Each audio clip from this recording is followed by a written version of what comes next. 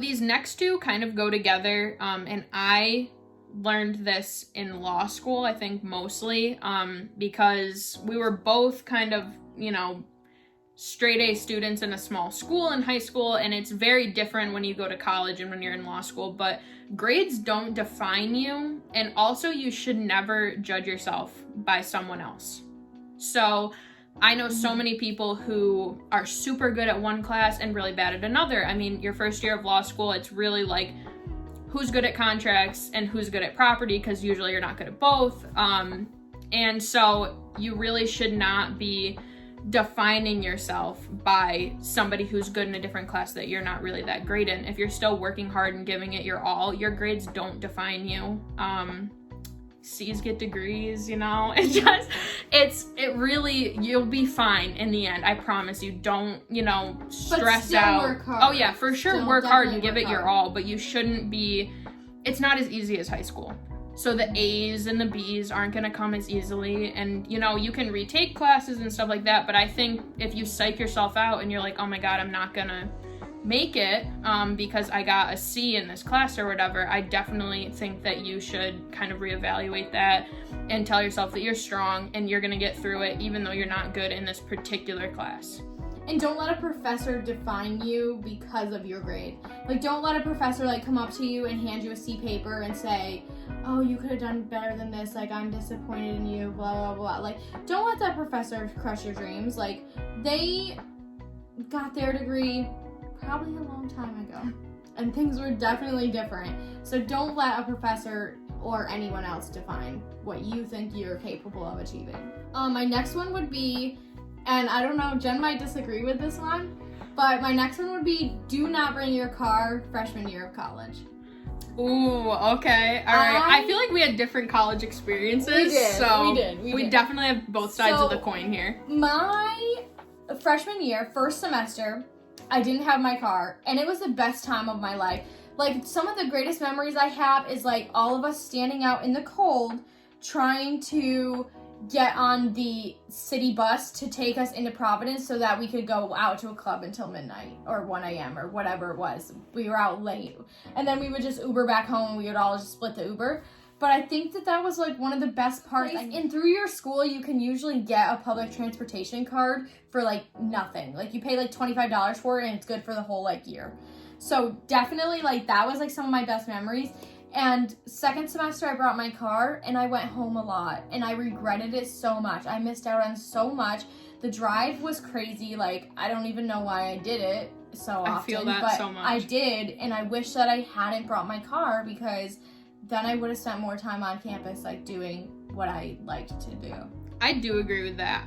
So first year of college, I was in Buffalo, and it is an extremely large campus. So we actually had our own bus system. So instead of it being like the Rhode Island public transport or whatever, we had just the University of Buffalo, like, transport system.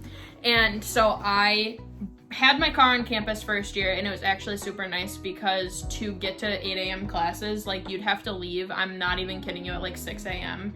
to get to class on time, because you have to, like, switch buses or whatever, and they only come, like, every 20 minutes or whatever it is. And so I was very thankful to have my car during that time. Parking was atrocious, though. It was terrible. So that I got 3 parking tickets my first year of college. We've got a badass over here. So I definitely think that going without a car, like, not having one at all, is better than having one and, like, trying to decide whether you're going to use it or not. Right. I also came home an aggressive amount that I definitely wouldn't have if I didn't have a car. But I think that it depends on your size of campus. Yeah. Because if you have a super large campus like I did, it can definitely be helpful at sometimes, but also I feel like you don't need it. Like, you can... There's other ways. You can definitely learn the best way to do it, or not take 8 a.m.s or, like, whatever it is. Right. So I definitely think that you could kind of go either way and have it be helpful. I think if I hadn't brought my car second semester, I would have stayed at that college forever. Like, I would have done my whole 4 years there. It was really expensive, so glad I didn't. But I would have, because it was definitely that half of the semester that I was, like, going home a lot, and I was like, oh, like, it would just be easier if I was home. And, like, in the process of going home a few times, like... Oh, Jesus. Oh, my God. Sorry for the minor heart attack. That's the joy of living in a house with your parents and other people, so. Yeah. Okay, anyway. So, back to where we were about the car situation. Yeah, I think I would have stayed at that school.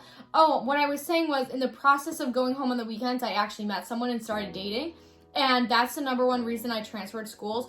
Do not ever let another human being make your decisions for you. Oh my because God, it's not worth yes. it. It's not girls worth it. especially. I don't know if guys really do this as much, that. but girls all the time will switch schools, switch majors, do different things for guys. Please don't do that. Yeah, don't do that. Please do not do Biggest that. mistake in my life. 100%. Saved me a lot of money, but Yeah. biggest mistake in my life. I Definitely. could not agree more.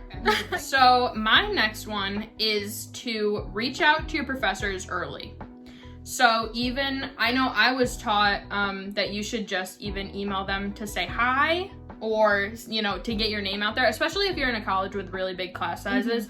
I would definitely just reach out to them and be like, hi, I'm in your whatever class, and, I am really looking forward to studying with you this year or whatever. And if you find out that you're struggling, and even go to their office hours, like, I definitely think in person's better than an email. I know emails get lost a lot, and professors just don't read them, honestly, so. But I would definitely say that if you decide that you're struggling, like, right off the bat, you should go see them. Like, you should just go put it out there, say, I'm really struggling with this, and 9 times out of 10 in office hours, they can explain it way better one-on-one. Because in class, they're kind of rushing through it, or they kind of skip over a topic, and you're kind of too nervous. I know I was too nervous to raise my hand and ask a lot of questions right off the bat. Now I do that all the time, but it's definitely, like, your first year of college, super nerve-wracking to do that when you don't know the kids.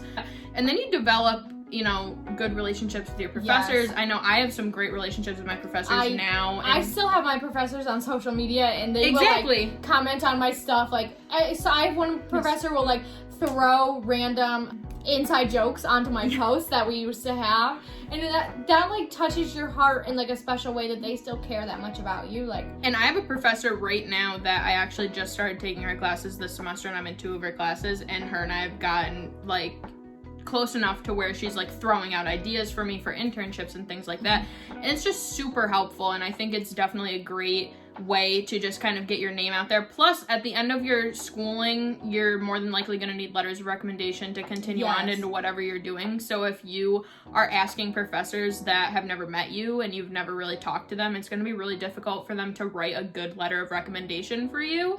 And that is definitely something that you need to plan ahead for and develop that relationship so they can write you a good letter of recommendation. So. Yes, I agree. So my last one I think is extremely important, and it solves a lot of embarrassment issues. Bring a laundry bag and not a basket. Oh my God, yes. You have no idea how many times that I had to walk to the laundry facility and would see someone's underwear or, like, someone's shorts or someone's shirt just laying on the ground on the trip to the laundry room.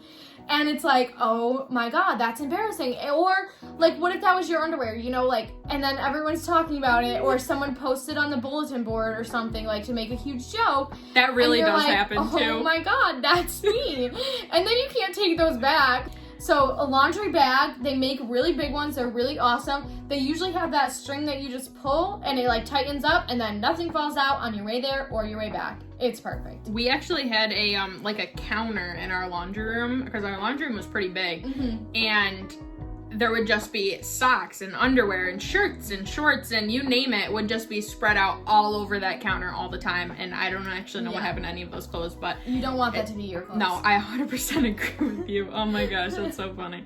Especially if you're in, like, a co-ed building or a co-ed hallway and things like that. I definitely think that's a really good tip. I would have never even thought about that, but that's so funny. My laundry freshman year, I had to leave my building and go outside into another building to get to the laundry. Did you really? Yes. Yeah, so I went down my 3 flight of stairs outside and then into another building, and it was on the top floor. So don't bring a basket that A, hurts your hands, or 2, can let your stuff fall out. That's crazy. Yeah. Wow. My last one is definitely something that nobody really talks about until you get into, like, grad school, I feel like. Because we had a whole lecture on where to reach out for help if you're struggling. Like, not even just struggling in class, if you're struggling personally, if you're struggling emotionally, mentally, whatever it is. We had a whole lecture on it, my orientation for law school.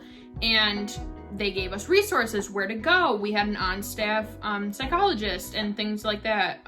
So I definitely think that, and all colleges post this stuff. Like, it's not news. It's just that they don't broadcast it as much. Right. What they might now, we've been Right. kind of out of the on-campus college life for a while. So I definitely feel like if you're struggling, reach out for help. There shouldn't be a stigma around it. So I definitely think that you should never be afraid to reach out, never be afraid to talk about it. There should be no stigma around it. And if you're struggling, you're not going to struggle forever. Like, you're not alone. It might feel like you're alone, but I swear that you're not. Right. And there's always somebody to talk to. There's somebody there waiting to help you with things. There are hotlines you can call. There are, you know, definitely 100 different things that you can do. And there's some really great resources. So if you are struggling or things happen and you need to talk to somebody about it, go on your college website. Or your Google RA. it. Or your RA, definitely. Your They RA have has to have all of the resources for you. And sometimes just talking to your RA. I know my first year, I talked to my RA. She would set up like monthly meetings so you could go in and talk about anything you wanted. And she really helped me through a lot of my struggles. So it's definitely, just reach out, just look around. Like, there are people waiting to help you. You're not alone. It's not something that you should be afraid to talk about. Like, definitely things happen. It's stressful. Everybody gets stressed. We're stressed all the time.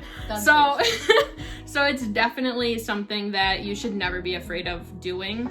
And, you know, you got this, really. Yeah, you do. You got this. And if you have any more questions that you think we could answer, please feel free to Link them down below. Yes. And I just wanted to give a shout out to Jen's business. She has an Etsy business right now. So please, we'll link that below. Go check it out. This is my hydro flask I've totally destroyed. But I have Jen's sticker on it. So she destroyed it in the first week she got it. Please. Yes. Where's the really good one? Here it is. I don't know if you guys can see that. There it is. Really good. And I got some down here. But we have Good Vibe stickers. I actually hand created these. We also have a bunch of different stickers, and we have, we make Starbucks cups, we make water bottles and hot cups and mugs and towels and all sorts of stuff. I'll link my Etsy description down below, but my mom and I do that, and it's all handmade stuff, and it's really great. So if you want to check that out, go ahead. Check that out. All right, so don't forget to subscribe. Give the video a thumbs up if you liked it, and we will see you next time. Yes. If you have any comments of videos you'd like to see, let us know down below. If you have any questions, let us know. We'll do another video kind of answering the questions now that we've set out, you know, a couple of things that we wish that we had known and stuff like that. So if you have any more questions, just let us know, and we will see you next time. Bye. Bye.